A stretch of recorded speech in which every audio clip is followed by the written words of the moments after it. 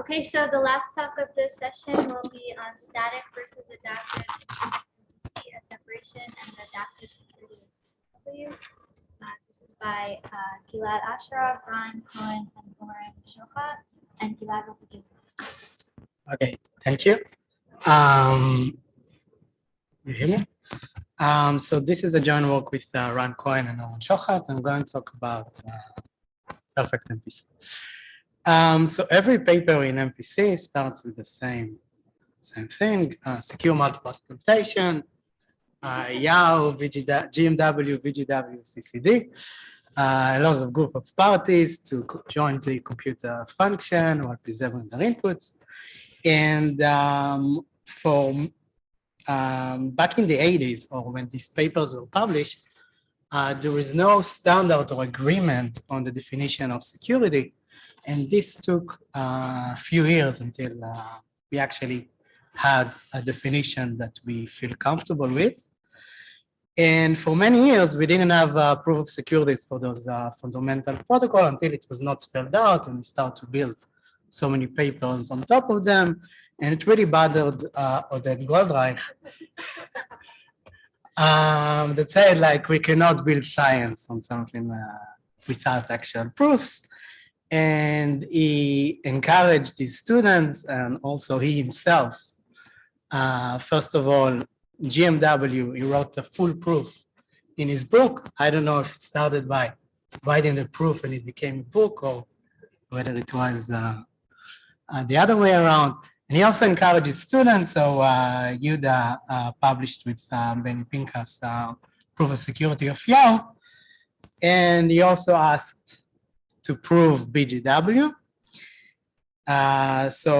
BGW CCD, so we have this fundamental theorem that we all know about, and this is MPC, perfect MPC. Any function can be computed. Malicious corruptions, 1/3, semi-honest, need honest majority. And Ran Canetti once told me that Oded actually encouraged him back in '95 to write a proof. And he started with the preliminaries, and what came out was, when it came like 100 pages, it came out as you see.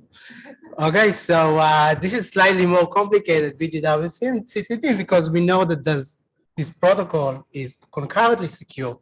So it's secure even if you have multiple executions, and also adaptively secure.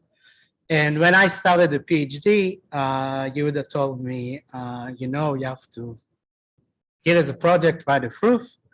So we started with a proof of standalone static security. This is what we proved. We spelled out all the details. And then because you are in perfect MPC, you get adaptive security using the paper of Canetti, Damgard, Stefan, Ishai, and Malkin, and you get adaptive security for free, and more than that, you also get UC security for free. So this is what we thought we had. So we published this paper, okay, we published in 2011. 2-3 years after, we got an email from Damgard that actually told us that if you look at this transformation from static to adaptive, it actually only gives you adaptive security with inefficient simulation. Okay, and I'm going to talk about this transformation from static to adaptive, and I'm going to touch about this efficient or inefficient simulation.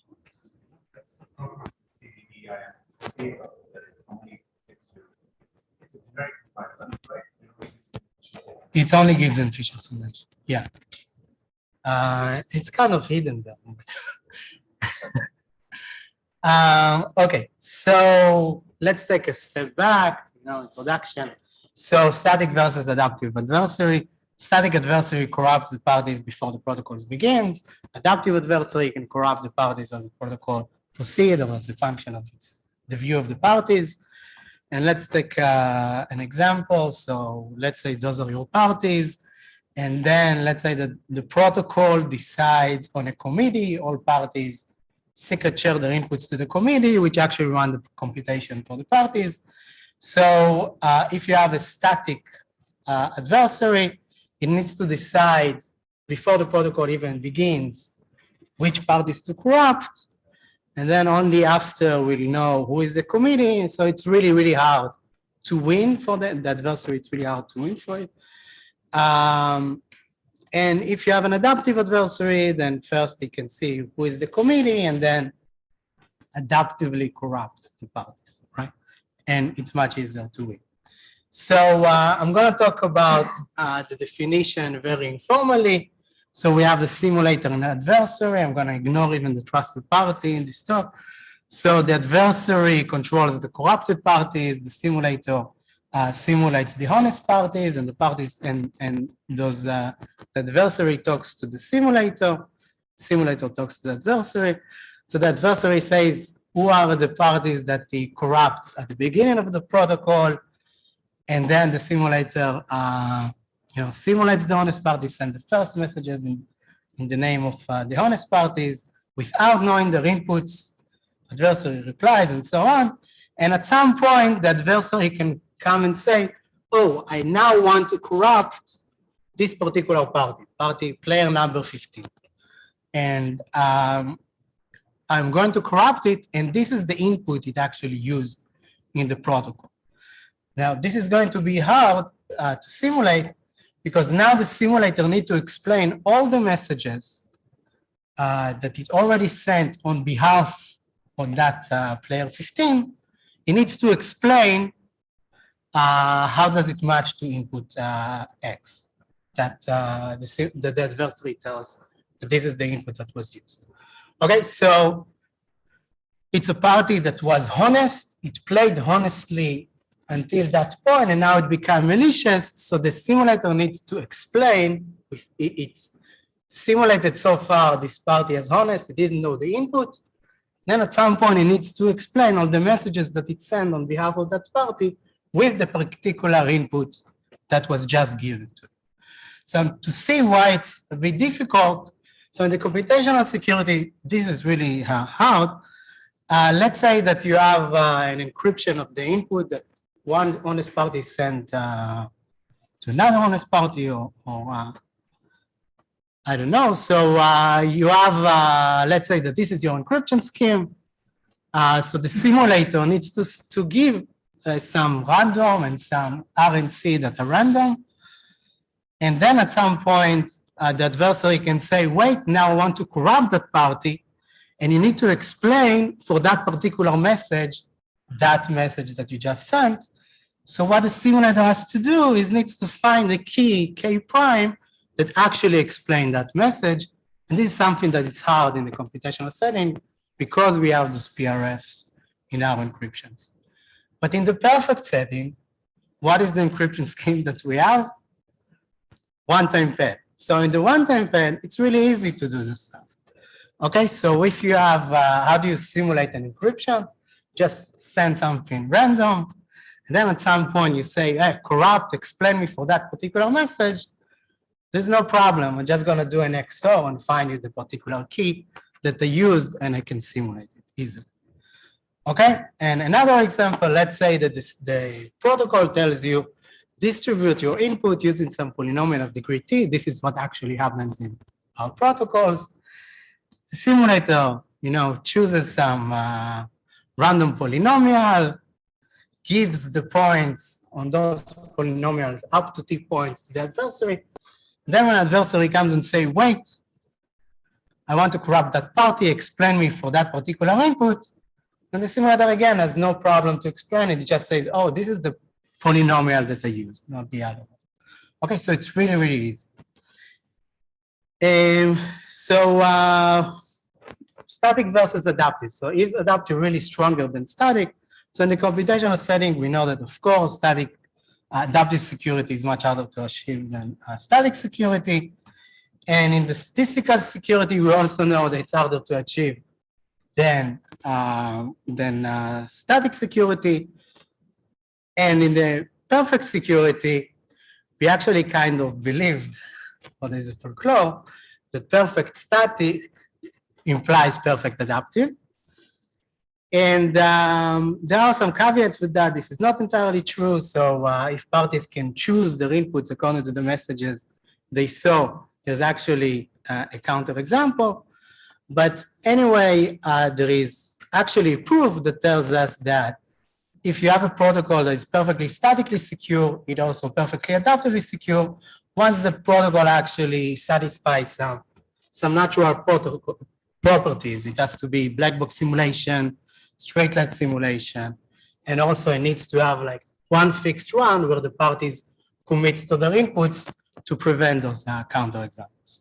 Okay, so we have a proof that actual protocol in the statically secure is automatically adaptively secure, but when you look at the details, it comes up with inefficient simulation. So why do we care about inefficient simulation, or what does it mean? So ideally, we want that the time that takes the simulator to run is proportional to the time of the adversary, is polynomial in the running time of the adversary. And in that particular transformation of the proof of CDDIM, the adaptive simulator, when it comes to explain the message, it exhaustively searches for the randomness that explains the messages, and this can take exponential time. Okay? And why do we care about efficient simulation? So we are in the perfect security, we can run as much, we don't count running times, right? So the truth is that if you run, it doesn't compose well, right? We want, like, if you have a computationally secure protocol, and as a sub-protocol, you have a perfectly secure protocol, then you want that the simulator that you use to prove the sub-protocol is efficient, okay? Because you want to use it. And now, this is also a particular interest of adaptive security, because it's so hard to prove adaptive security, like to come up with proofs for, say that the protocol is adaptively secure. So if you had some transformation, this would have been so helpful. Okay, so it doesn't really compose well. And this brings us to our first question. Does perfect static security with efficient simulation imply perfect adaptive security with efficient simulation? Okay, we want to understand whether the inefficient simulation of CDDIM maybe is just the result of some technicality. Can you find an example where actually you need inefficient simulation? Okay, this is the kind of question that we had in mind. And more than that, maybe there is another box or another property on the protocol that we can define that will actually give us efficient, perfectly secure, statically secure, efficient simulation, and you get also efficient, perfect adaptive simulation. Okay, so is there something else that we can ask from the protocol to actually get it? And this question was actually explored previously by Dangard and Nielsen in 2014, and they required from the protocol an existence of an efficient patch algorithm. So this is whenever you need to find the randomness, they ask for a particular algorithm that gives you that randomness efficiently. Okay, so this comes very close to the definition of adaptive security to begin with. So it's not like something automatic that you can, you know, run from one to another. Moreover, they revisited a semi-honest BGW and showed that such an efficient patch algorithm exists. But however, the result holds only for circuits in which the output wire is a direct output of a multiplication gate. So you know, when you come to simulate to run a protocol, they require that all the output wires just are direct outputs of multiplication gates. And this is what they showed adaptive security. And it was not clear whether it's necessary or what exactly. So they don't have it for all circuits. So this is almost so also right? It's almost added dummy. Right, so why do we care? Just add one more layer of multiplications, right? just one more layer, multiplication with one, and then you get it for free. Why do we care? But then you see those things in papers, okay?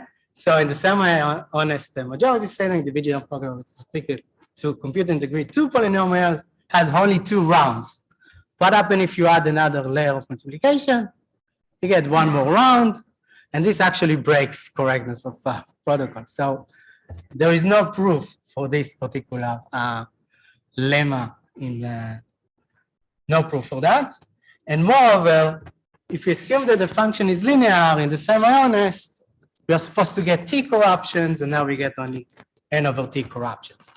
And it's not just, what do we care about without loss of generality? It's really something that I wanted to understand in terms of CDD-IM, what's going on. Yeah, It sounds bizarre. Why would you want such a thing? Is it because it's, do you say why it comes up? Is it because it's a programmer? Dependencies. Okay, so just to understand why it's a little bit, good slide. So when the output wire is not a direct output of a multiplication gate, you start to have more dependencies between the wires. I want to explain. So when you work in the F-mult hybrid model, whenever you have a multiplication, you get a random polynomial that you can, forget the entire history that happened until now. And then even in the static case, you have some problems with dependency between the wires.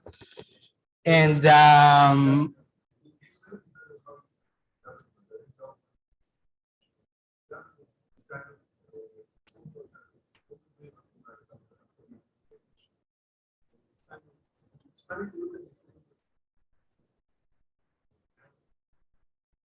what do you mean? I mean,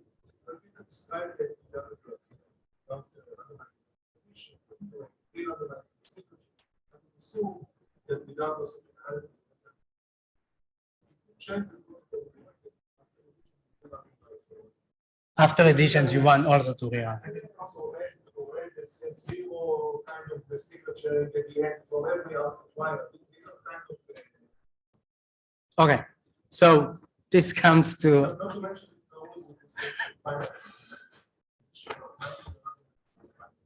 yeah. So this brings us to the next question. BGW as is textbook.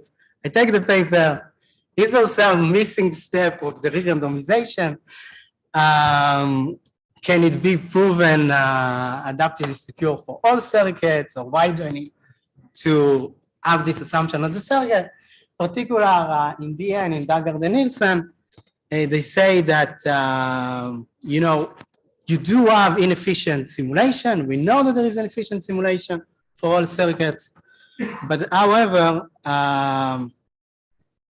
there is a patching procedure, but we don't know if the patch is actually efficient, and it's not guaranteed to be efficient. At the time of the writing, it's open whether an efficient solution exists. Okay, so this is also an open problem at the end. Okay, so those are the questions, 2 questions. So now our results. So first of all, we show that semi-honest BGW as is adaptively secure for every circuit. We show an efficient procedure for finding the randomness in case of adaptive corruptions. It works for every circuit, no need for adding a layer of multiplications or another re-randomization step. And I'm not gonna talk about this result now. But it's, coming with the hammer and actually finding the randomness, looking at the system of equations and so on, not for a lecture. Yeah.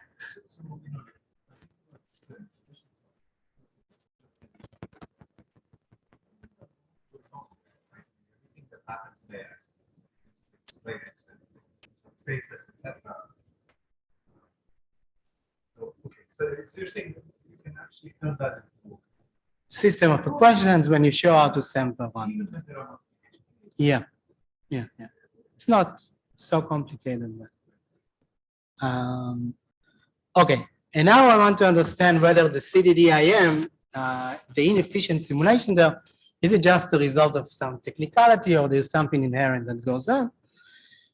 And here we actually show that if you have a one-way permutation, there exists a functionality and a protocol for which the protocol satisfies all the requirements of CDDIM, and therefore it has inefficient adaptive simulation security.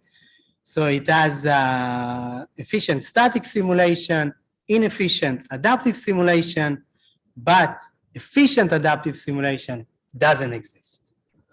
Okay, so there is something that goes on, that's going on. And essentially what it means that if there exists an efficient transformation, like a different proof for CDDIM, it comes up with efficient transformation, then this proof should tells us also that one-way permutations do not exist. This is something a little bit counterintuitive, but it's people already, Canetti already wrote about it. So there is what we show is essentially like a protocol that computes some function with perfect adaptive security, but it doesn't compute it with computational adaptive security. Okay, so it's a bit counterintuitive because we think about whatever is perfect is already computational, so it's not necessarily true. Okay, so what?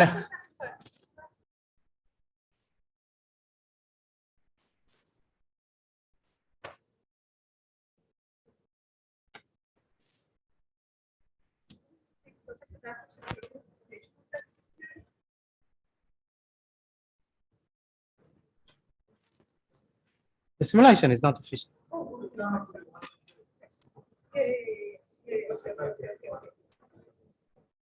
So what is like an inefficient solution does not imply efficient?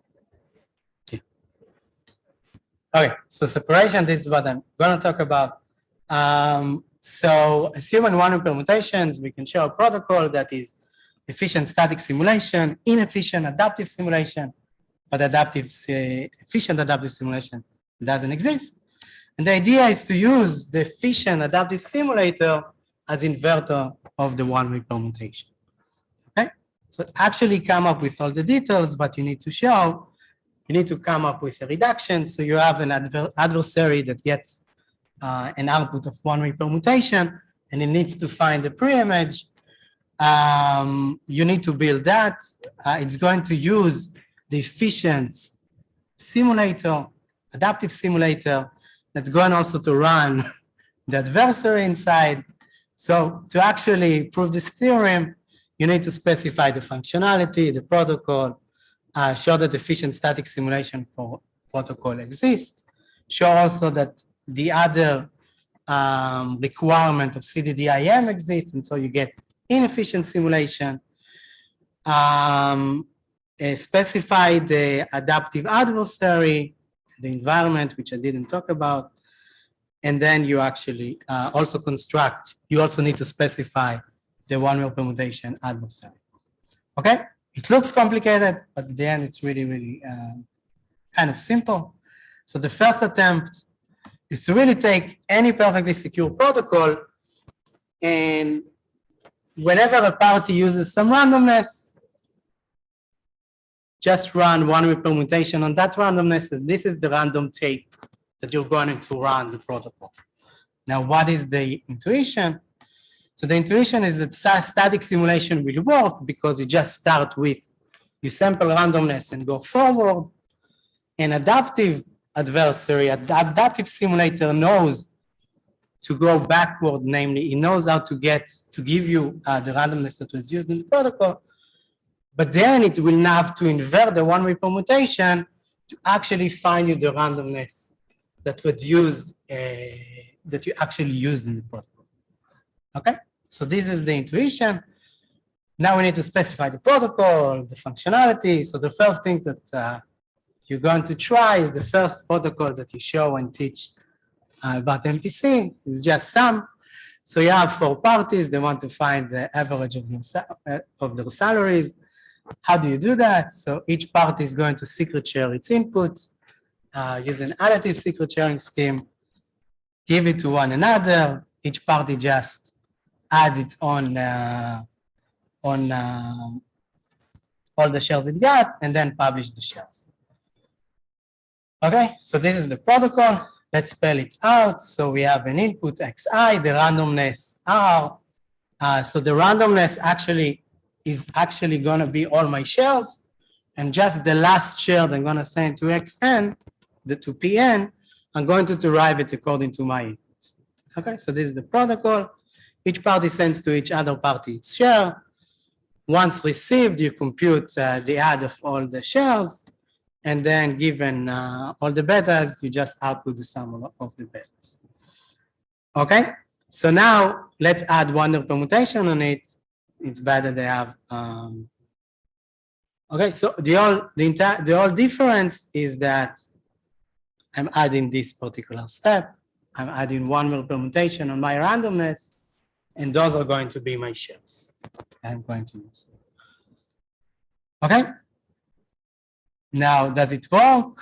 Well, I see I don't have, this was supposed to come later, the left one. Okay, so let's see again how the rejection will work. So you have a one-way permutation. This is what you get as a challenge, and you need to invert that. So you have an adaptive adversary that we are going to specify, and there is a simulator, the simulator, efficient adaptive simulator that we cannot modify. And the simulator, let's say that the adversary says corrupt. We specify it. We say let's corrupt all the last parties from P to N. We are going to get the shares that the simulator uses. And then if we are lucky, we are going to win. And what do you mean by lucky? If actually the shares that it sent us correspond to what we got to invert, we're going to win. But what if not? We're not going to win. Okay? So only if we were lucky and we got exactly our challenge, we can choose, continue to choose to corrupt some other party, and then it will have to invert us that particular challenge.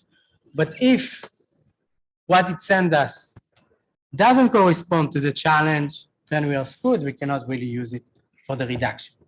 So this is what I just described, just doesn't really work.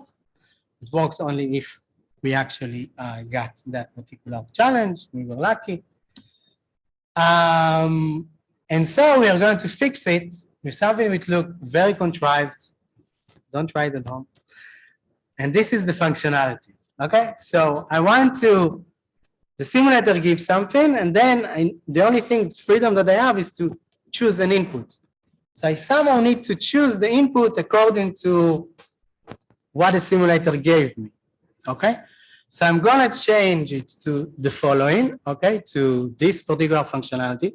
Look at that, every party has a lot of inputs that it's not gonna use explicitly in the result, but we're gonna use those inputs in the protocol itself. Namely, we are going to run the one-way permutation on my randomness, and my share to each party is going to have something from the input and something from the randomness that I got, and I tie them together, and this is my share that I'm sending to the other party.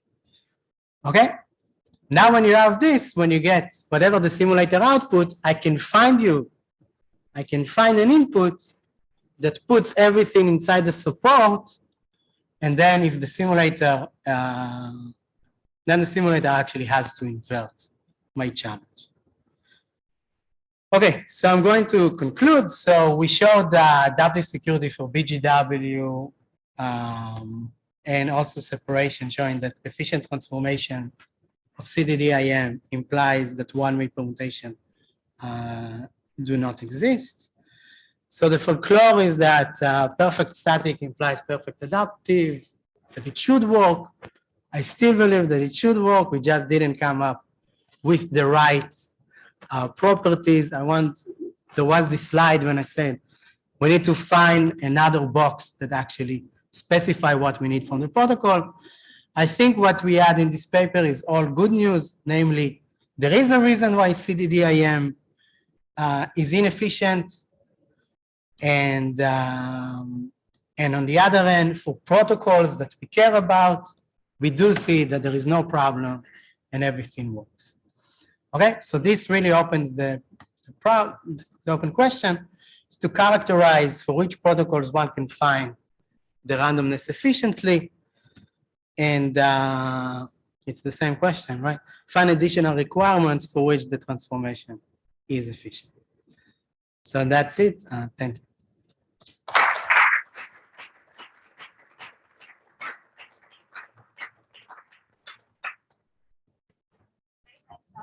I had a question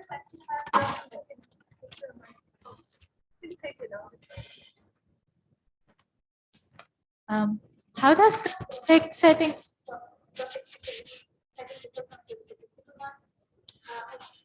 There was some examples. So is there Yeah. really a fundamental?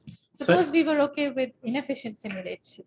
Then, like, is there a difference between the two settings? So the counterexample is essentially committee-based solution where you find a committee, you choose a committee at random. So the static simulator, the static adversary to win, it's hard for it to win, and the adaptive adversary can win easily, but the static adversary can still win if it guessed in advance what the committee that will be chosen. So it's only statically secure, not perfectly secure. And this is the separation. Right. I see. So So the it's not a counter- question of inefficient work. There is not even an inefficient simulator in that sense. Yeah. Thank you. So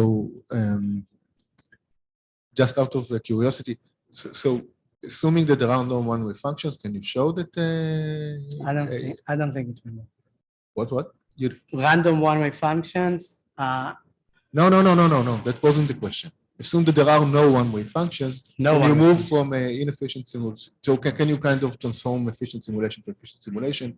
I would assume that for a constant round protocol that would be doable. I'm not sure about like many Yeah, rounds. I don't know. Did you think about it? No.